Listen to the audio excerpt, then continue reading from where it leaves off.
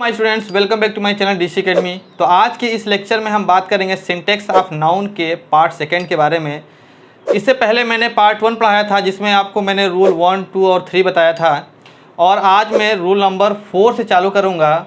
और इस वीडियो को पढ़ाने के बाद एक पार्ट 3 भी आएगी जिसमें आपको मैं पॉजिटिव केस के रूल को पढ़ाऊँगा, नाउन के पॉजिटिव केस के रूल को पढ़ाऊँगा, जो एक सेपरेट वीडियो होगी। तो आइए अब ज़्यादा समय लेते हैं, आज स्टार्ट करते हैं अपने आज के इस टॉपिक को और देखते हैं कौन कौन से खास रूल हैं जो आपके बोर्ड एग्ज़ाम के लिए बहुत इंपॉर्टेंट है और आपके कंपटीशन एग्ज़ाम के लिए बहुत ही इम्पॉर्टेंट है।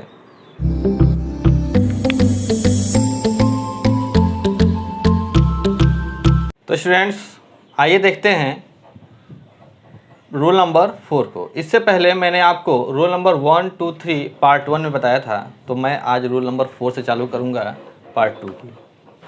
तो पार्ट 2 में रूल नंबर 4 जो है वो हमारा पहला रूल है देखा जाए तो उसमें देखिए है क्या, आपके सामने मैंने कुछ सेंटेंस लिखे हैं, आप देख सकते हैं 1, 2, 3, 4, 5, और उसके लिए मैंने एक रूल भी नीचे लिख रखा है और इस रूल को समझेंगे बाद में। पहले सेंटेंस में देखते हैं गलतियाँ कैसे निकालेंगे। देखिए, the furnitures in the classroom are good. तो देखिए यहाँ पर एक नाउन मिला आपको फर्नीचर, यहाँ पर मिला सीनरीज ऑफ कश्मीर, पोइट्री मिला, यहाँ पर ब्रेड मिला और हिज हेयर मिला। हालांकि और भी इसमें बहुत से नाउन हैं, लेकिन हम उन नाउन्स के बारे में बात करेंगे जो सब्जेक्ट की जगह पर हैं। फिर रूल्स को देखते हैं। कुछ नाउन ऐसे भी हैं जैसे सीनरी हो या एडवाइस हो या फर्नीचर हो या पोइट्री हो या मशीनरी हो या इंफॉर्मेशन हो या लगेज हो या क्लोथिंग हो या फिर मिस्चीव हो, ब्रेड हो, हेयर हो, ऑफस्प्रिंग हो, अल्फ़ाबेट हो, ज्वेलरी हो, परसेंटेज हो।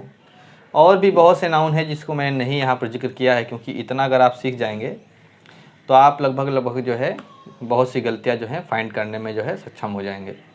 इसमें जो है अभी बैगेज भी है और हेल्थ भी है, ये सब नाउन जो हैं इस सब के सब इसी के अंतर्गत आएंगे।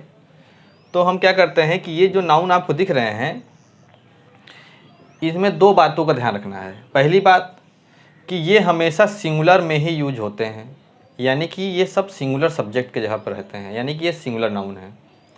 और अगर ये सिंगुलर नाउन है तो इनके साथ हम सिंगुलर वर्ब का यूज़ करेंगे, ठीक। दूसरी बात ये याद रखना है कि इसको हमको अगर प्लूरल बनाना है तो गलती से भी इसके अंत में एस नहीं लगाना है आपको कि लाइए एस लगा कर प्लूरल बना लें, ठीक। अगर कहीं पर भी इसके अंत में एस लगा है तो समझ लीजिए वहाँ पर गलती है। और एक बात याद रखना है जो कि बहुत इंपॉर्टेंट है, इन नाउन्स से पहले कभी भी आपको ए या एन का यूज़ नहीं करना होता है। ये बात ज़रा ध्यान से रखिएगा कि इन नाउन्स से पहले कभी भी ए और एन का यूज़ नहीं किया जाता है। आइए ज़रा कुछ एग्जाम्पल जो लिखे हैं पहले उसको समझते हैं। जैसे यहाँ पर लिखा फर्नीचर्स, तो फर्नीचर्स नहीं करना है आपको लिखना होगा फर्नीचर। अब देखिए फर्नीचर्स क्यों नहीं कहते हैं। देखिए फर्नीचर का मतलब ये होता है लकड़ी का बना हुआ सामान जो होते हैं हमारे घर में। तो लकड़ी का बना हुआ हमारे घर में बहुत से सामान होते हैं, तो कहते हैं कि आपके घर का जो फर्नीचर है वो बहुत ही अच्छा है, यानी कि फर्नीचर का जो आपके घर में सिस्टम लगा हुआ है वो बहुत बढ़िया है। तो हम फर्नीचर्स नहीं कहते हैं। अगर हमारे घर में एक ही दो चीज़ लकड़ी का बना हुआ है तो भी वो फर्नीचर है, और पूरा घर अगर लकड़ी के चीज़ों से बना हुआ है तो भी वो फर्नीचर ही है। हाँ, अगर इसका बहुवचन आपको बनाना ही है तो उसके लिए हम कुछ अन्य शब्दों का इस्तेमाल करते हैं जो अभी बाद में देखेंगे। देखिए यहाँ पर है the furniture in the classroom are good. तो देखिए फर्नीचर सिंगुलर में होता है तो यहाँ आर नहीं होगा, इज होगा। फिर देखिए सीनरीज में भी ये गलत है, यहाँ पर हो जाएगा आपका सीनरी आप कश्मीर इज चार्मिंग हो जाएगा। फिर poetry are more interesting than prose, तो पोइट्री के साथ होगा इज आपका। कहीं कहीं पर आपके सामने पोइट्रीज होगा, वो भी गलत है। फिर bread are made of flour, तो देखिए ब्रेड मिस होता है रोटी, तो यहाँ पर हो जाएगा इज। फिर बात करते हैं हिज हेयर आर ब्लैक, तो उसके बाल जो हैं काले हैं, तो बाल भी जो होता है सिंगुलर होता है, हेयर जो होता है सिंगुलर में आता है। तो मैं आपको यहाँ पर एक बात बता दूँ कि हेयर का बहुवचन बनाया जा सकता है एस लगा करके। केवल हेयर ही एक ऐसा नाउन है जहाँ इतने नाउन्स में एक हेयर ही एक ऐसा नाउन है जिनको बहुवचन हम एस लगा के बना सकते हैं। बाकी जितने भी नाउन लिखे हैं, सीनरी हो या एडवाइस हो या फर्नीचर हो या पोइट्री हो, इनको जो है प्लूरल बनाने के लिए हम इसमें एस नहीं लगा सकते हैं। हेयर्स का मतलब क्या होता है? तरह तरह के बाल। जैसे हमें लिखना है कि उसके कुछ बाल जो हैं ग्रे हो गए हैं, तो he has some grey hairs. तो यहाँ पर हेयर्स सही है, और इस हेयर्स को यहाँ पर हम प्लूरल नाउन के रूप में यूज़ किए हैं, क्योंकि इसका मतलब है तरह तरह के बाल। तो हमारा यहाँ पर रूल एक निकल के ये आएगा कि हेयर को हम बहुवचन तब बनाते हैं जब उसका अर्थ हो तरह तरह के बाल। दूसरी बात कि हेयर को छोड़ करके बाकी जितने नाउन हैं उनको हम बहुवचन बनाने के लिए एस नहीं लगा सकते हैं। हेयर को बहुवचन बनाने के लिए हम हेयर्स लगा सकते हैं। अब इनको बहुवचन अगर बनाना है, अगर प्लूरल बनाना है, scenery, advice, furniture, poetry, machinery, तो इनके लिए कुछ शब्द बने हैं, उनके बारे में भी हम बात करेंगे अभी थोड़ी देर में कि हम इनको बहुवचन बनाना होगा तो कैसे बनाएंगे। आइए अब ज़रा कुछ एग्जाम्पल और देखते हैं और इस एग्जाम्पल के माध्यम से इसको और अच्छी तरीके से समझते हैं। तो देखते हैं एग्जाम्पल नंबर 6, 7, 8, 9, 10 और 11 को। और जो नोट में जिस नोट के बारे में बात कर रहा था वो भी मैंने साइड में लिख दिया। अभी उसके बारे में भी बात करेंगे। देखिए, the robbers looted her jewelleries. देखिए, ज्वेलरीज नहीं होता है, केवल ज्वेलरी होगा। तो इस बात का ज़रा ध्यान दीजिएगा कि ज्वेलरीज नहीं होता, ज्वेलरी होता है। देखिए, तो इस सेंटेंस में आपको बताना है गलती क्या है। He prefers a bread to rice. देखिए, यहाँ पर ब्रेड में एस भी नहीं लगा है, प्लूरल में भी नहीं बनाया गया है, तो गलती क्या यहाँ पर है? तो मैंने बताया था कि जितने भी नाउन्स आपके सामने लिखे हैं इनसे पहले हम ए और एन का यूज कतई नहीं करते हैं। मतलब ए और एन का यूज अगर यहाँ पर कर लेंगे तो हमारा ये नाउन गलत करेगा, यानी कि ये सेंटेंस हमारा क्या हो जाएगा? इनकरेक्ट हो जाएगा। तो यहाँ पर ए हटा देना है, ये सेंटेंस आपका सही हो जाएगा। He prefers bread to rice, यहाँ पर ए को यूज़ नहीं करना है। इसी प्रकार से he gave me an advice, तो यहाँ पर एन नहीं होगा, क्योंकि एडवाइस से पहले भी ए एन का यूज़ नहीं करेंगे।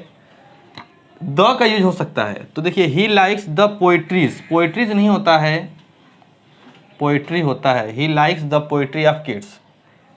His luggages. अब देखिए, लगेजेस है तो लगेजेस नहीं होगा, केवल क्या होगा? लगेज होगा। तो यहाँ पर हमको सही करना होगा, यहाँ पर कर देंगे लगेज। वॉज बुक्ड, वर भी नहीं होगा, वॉज बुक्ड हो जाएगा। अब फिर लिखा here is the list of stationeries. तो देखिए, लिस्ट ऑफ स्टेशनरीज नहीं होगा, केवल क्या होगा? स्टेशनरी होगा।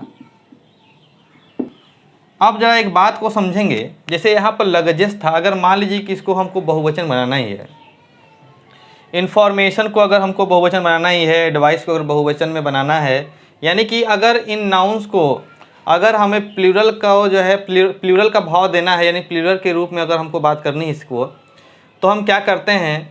उन सब से पहले कहीं आर्टिकल्स, फिर लोब्स या पीसेस या एक्ट या पीसेस का यूज़ कर लेते हैं और ये बन जाता है प्लूरल। जैसे कि फर्नीचर को अगर प्लूरल बनाना है तो आर्टिकल्स ऑफ फर्नीचर होगा, तो यहाँ पर ही एस लगाएंगे आर्टिकल्स में, यहाँ पर एस लगाएंगे फर्नीचर्स में, फिर भी नहीं लगेगा। तो articles, lobes of bread, pieces of advice, acts of mischief, pieces of information, pieces of luggage. तो इस प्रकार से हमें अगर प्लूरल का भाव देना है तो हम उनसे पहले आर्टिकल्स, लोब्स, पीसेस, एक्ट्स, इन सब शब्दों का प्रयोग करके हम उसको प्लूरल का भाव देते हैं। तब उनके साथ हम प्लूरल वर्ब का भी यूज़ करते हैं, इस बात का ध्यान रखिएगा। यानी कहने का मतलब ये आर्टिकल्स ऑफ फर्नीचर आ गया। जैसे कि एक सेंटेंस दिया जाए, there are many articles of furniture in my house. तो ये सेंटेंस बिल्कुल सही है। यहाँ पर मैनी आर्टिकल्स ऑफ फर्नीचर है तो यहाँ पर आर यूज होगा, क्योंकि यहाँ पर अब क्या है? ये प्लूरल रूप में यूज़ किया गया है, तो प्लूरल के लिए यहाँ पर आर का यूज होगा। अगर यहाँ पर देयर इज कर देंगे तो सेंटेंस क्या हो जाएगा? गलत हो जाएगा। तो इस प्रकार से हमारा ये जो रूल नंबर 4 था हो जाता है समाप्त। तो उम्मीद करता हूँ कि रूल नंबर 4 तो आपको समझ में आया होगा। अब आइए बात करेंगे रूल नंबर 5 की। तो स्टूडेंट्स, आइए देखते हैं अब रूल नंबर 5 को।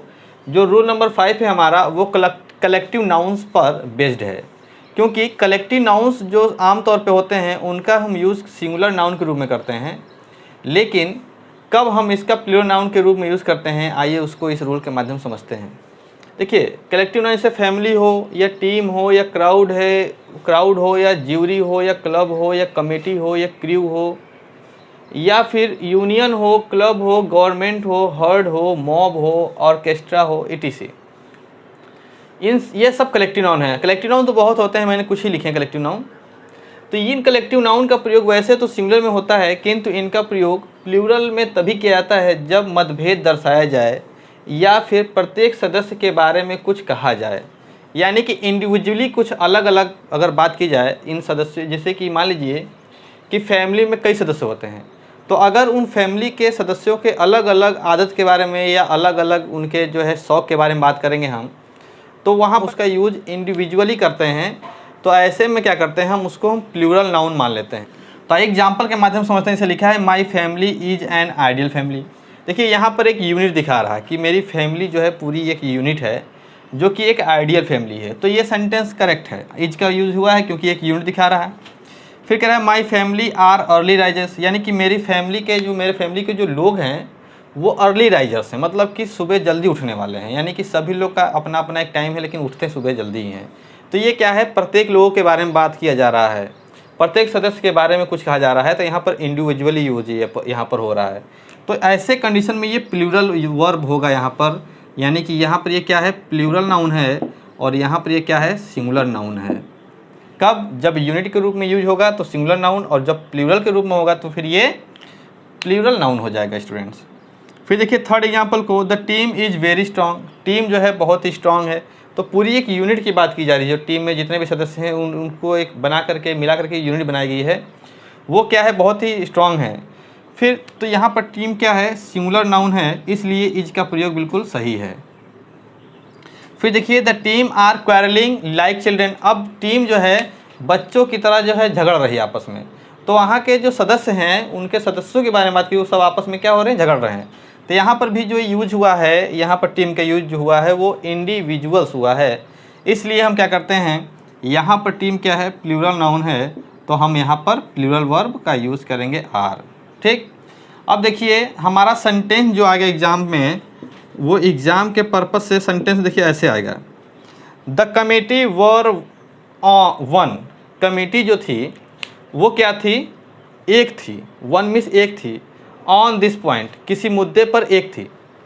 तो देखिए कमेटी किसी मुद्दे पर एक थी, तो वहाँ पर पूरी यूनिट यानी कमेटी में जितने सदस्य होंगे वो सब के सब उनका मत एक होगा, तो सभी लोगों का एक यूनिट बना होगा। तो यहाँ पर यूनिट शो कर रहा है ये। तो यहाँ पर अगर यूनिट शो कर रहा है तो आप बताइए यहाँ पर वर का प्रयोग होगा कि वॉज का होगा। तो यहाँ पर किसका यूज होगा, वॉज का होगा। तो यहाँ पर हम कर देंगे वॉज।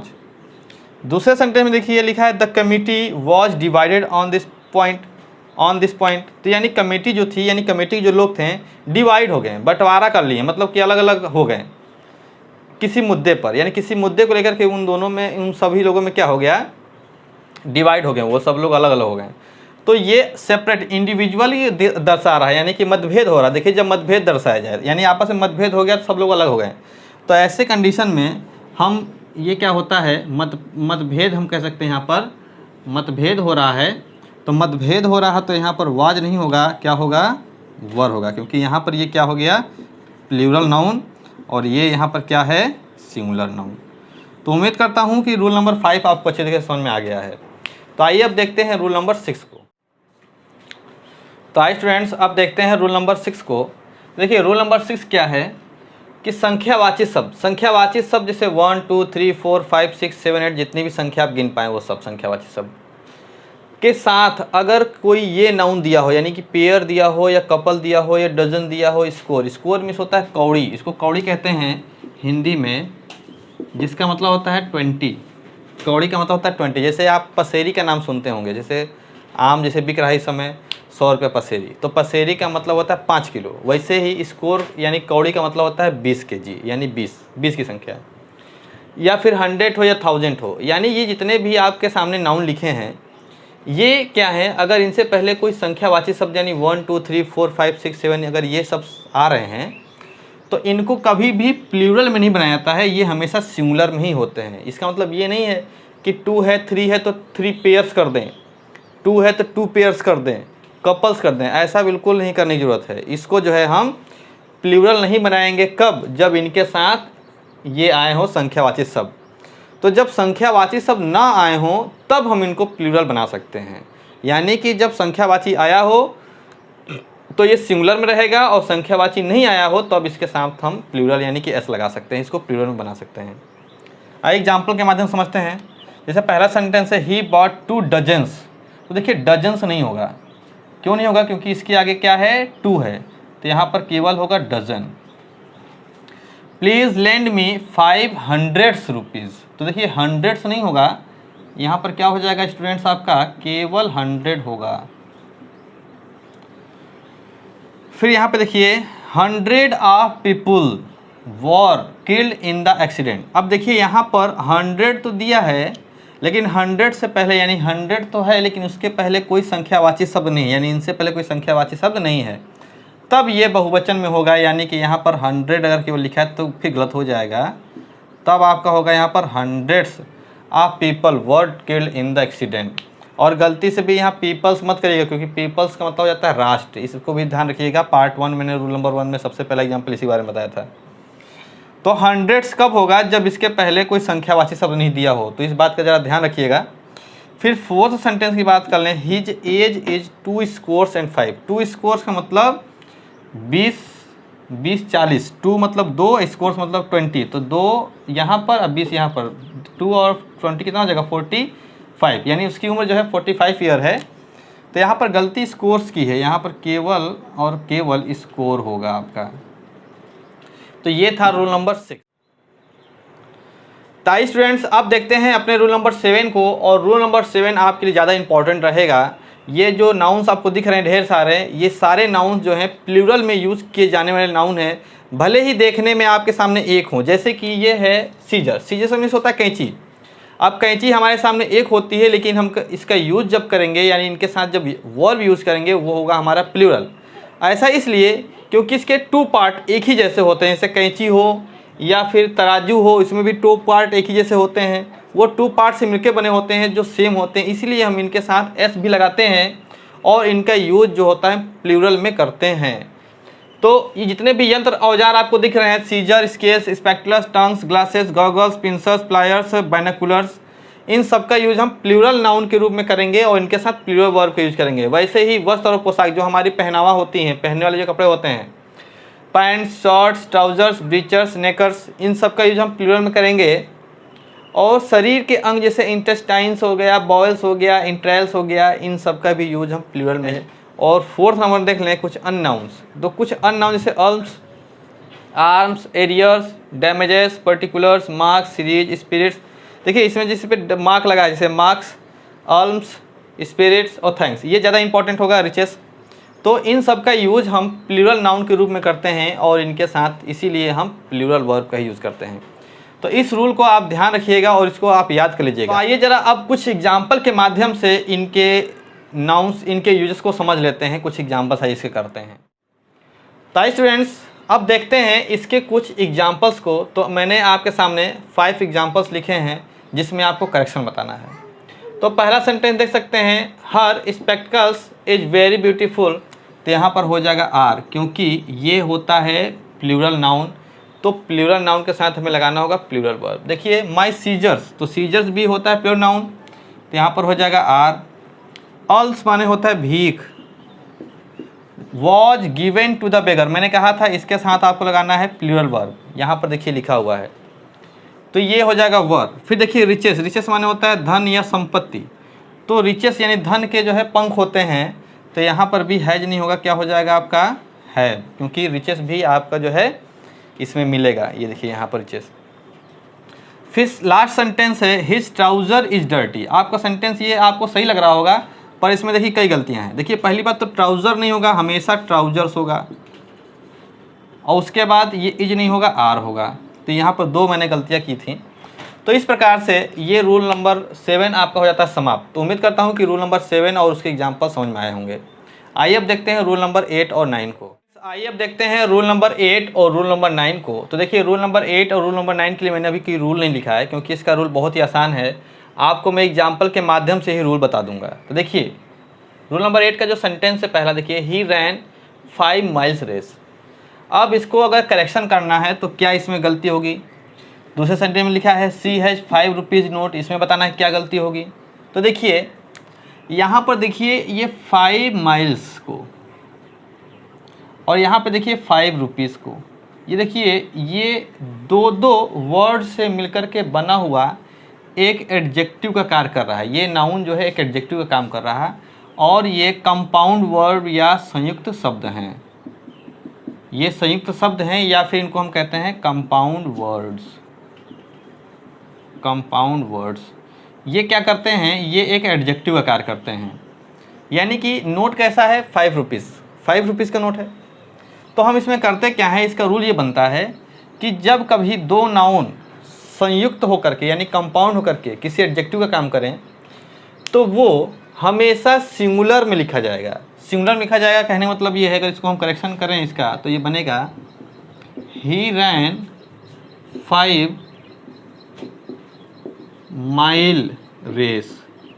यानी कहने का मतलब है यहाँ पर माइल से नहीं होगा, केवल क्या हो जाएगा, माइल हो जाएगा। अब जब ये सिंगुलर का काम करेगा तो सिंगुलर में बताना पड़ेगा ना कि एक है कि क्या है, इसलिए हमको यहाँ पर लगाना पड़ेगा ए। तो इस बात को ध्यान रखिएगा कि ए और एन में से कोई एक जरूर लगेगा। तो ही रैन अ 5 माइल रेस, उसी प्रकार से सेकेंड सेंटेंस को करेंगे तो बनेगा she has a 5 rupee note. ये सेंटेंस हो जाएगा। तो आपको इस बात का ध्यान देना है कि जब कभी भी इस तरीके के वर्ड मिलें जैसे 5 माइल या 5 रुपी इस तरीके के सेंटेंस, तो यहाँ पर आपको ए एन में से कोई एक लगाना है और इसको हमेशा सिंगुलर ही रखना है, रुपीज़ नहीं करना है, रुपी रखना है। तो ये रूल आप जैसे मैंने आपको बोला है वैसे ही लिख लीजिएगा। अब बात करते हैं रूल नंबर 9 की। तो रूल नंबर 9 में 2 सेंटेंस लिखा है 10 किलोमीटर्स जर्नी। देखिए 10 किलोमीटर की जो यात्रा होती है आर नॉट लॉन्ग डिस्टेंस। यहाँ पे देखिए 10 किलोमीटर आपको देखने में ये प्लूरल लग रहा होगा, ये बिल्कुल सही बात है कि ये प्लूरल ही है, लेकिन ये किसको रिप्रेजेंट कर रहा है, एक मात्रा यानी क्वांटिटी बता रहा है, एक क्वांटिटी बता रहा है। तो जब कभी भी कोई नाउन, जब कोई नाउन भले ही प्लूरल में हो लेकिन कोई क्वांटिटी या फिर कोई अमाउंट बताए या फिर कोई अमाउंट बताए, जैसे 900 रुपीज़, तो हमें क्या होगा, यहाँ पर लिखा है 10 किलोमीटर्स जर्नी, यहाँ पर है 900 रुपीज़। ये सब के सब क्या है, कोई एक है तो ये प्लूरल में दिख रहा है, 10 किलोमीटर भाई ज़्यादा दिख रहा है, 900 रुपीज़ भी आपको ज़्यादा लग रहा है, प्लूरल में है, बिल्कुल सही बात है। लेकिन इनके साथ जो वर्ब यूज़ करेंगे हमेशा हम सिंगुलर में करेंगे। तो यहाँ पर हो जाएगा एज और यहाँ पर भी हो जाएगा एज आपका।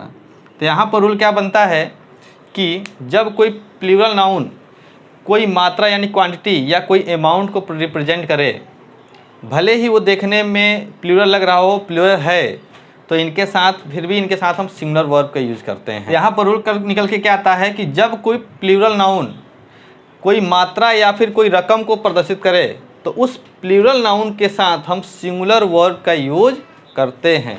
यही रूल को है आपको लिखना भी अपने कॉपी पर। तो जिस तरीके से मैंने बोला है उस तरीके से आप इसको लिख लीजिएगा। अब आइए देखते हैं रूल नंबर 10 को। देखते हैं रूल नंबर 10 को। तो देखिए रूल नंबर 10 जनरली आपको ये कहता है कि पुअर और रिच से पहले द का प्रयोग किया जाता है। यानी कि देखिए पुअर और रिच दो एडजेक्टिव हैं, लेकिन इन एडजेक्टिव से पहले द का प्रयोग कर देते हैं। तो इसका अर्थ देखिए क्या हो जाता है, द पुअर का मतलब होता है गरीब लोग या गरीबों, द रिच मीन्स होता है अमीर लोग या अमीरों। उसी प्रकार से पुअर और रिच ही नहीं, वीक और निडी अगर मिल जाए इनके पहले भी द लगा देंगे तो इसका मतलब कमज़ोर लोग या कमज़ोरों, ज़रूरतमंद लोगों या ज़रूरतमंदों। तो इनसे पहले द हम लगाते हैं। देखिए जैसे लिखा है रिच आर ऑलवेज हैप्पी, यानी कि रिच माने क्या होगा, यहाँ पर द रिच होगा, यानी कि अमीर लोग जो हैं हमेशा क्या होते हैं, खुश रहते हैं। The rich are always happy, इसका मतलब ये होता है। अगर केवल रिच लगाए हैं तो ये सेंटेंस सही नहीं है। कभी भी रिच का यूज़ अगर हम नाउन के रूप में करेंगे तो उससे पहले द लगा के करना होगा। हाँ, अगर रिच का यूज एडजेक्टिव के रूप में करना है तो फिर आपको उससे पहले आपको द लगाने की जरूरत नहीं है। जैसे कहा जाए he is a rich man, तो वहाँ पर रिच और रिच के बाद मैन, तो वो एक क्या है, रिच एडजेक्टिव है। लेकिन अगर नाउन के रूप में यूज़ करेंगे तो वहाँ पर द लगाना होगा। उसी प्रकार से देखिए यहाँ पर लिखा है रिच शुड हेल्प पुअर, यानी कि अमीर लोगों को गरीबों की सहायता करना चाहिए। तो ये हो जाएगा the rich should help the poor. और इसमें एक नोट आप समझ लीजिएगा भाई कि रिचेस और पुअर्स मत करिएगा। अगर आप यहाँ पर कर देते हैं कि the richest should help the poors, तो ये हो जाएगा आपका गलत। तो नोट में लीजिएगा कि पुअर्स नहीं करते हैं, यानी कि द पुअर्स नहीं करेंगे और ना ही द रिचेस्ट करेंगे, ये आपका हो जाएगा गलत।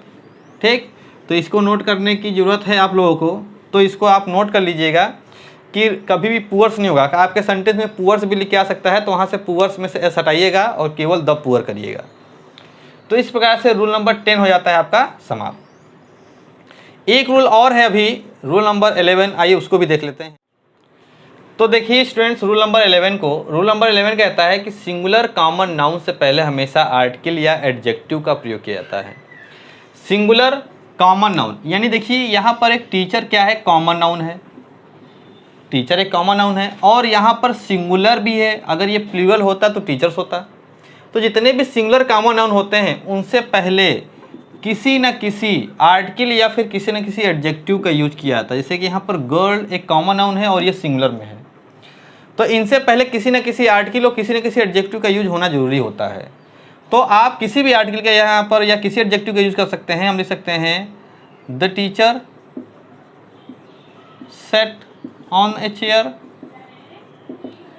या हम this teacher said on a chair, या दैट टीचर, हम कुछ भी एक आर्टिकल या एडजेक्टिव होना जरूरी है। तो आपके सामने जब कभी ऐसा सेंटेंस आएगा तो आपको क्या होना, आपको क्या करेंगे कि आप इसमें गलती कैसे पहचानेंगे कि टीचर एक कॉमन नाउन है और ये भी सिंगुलर में है।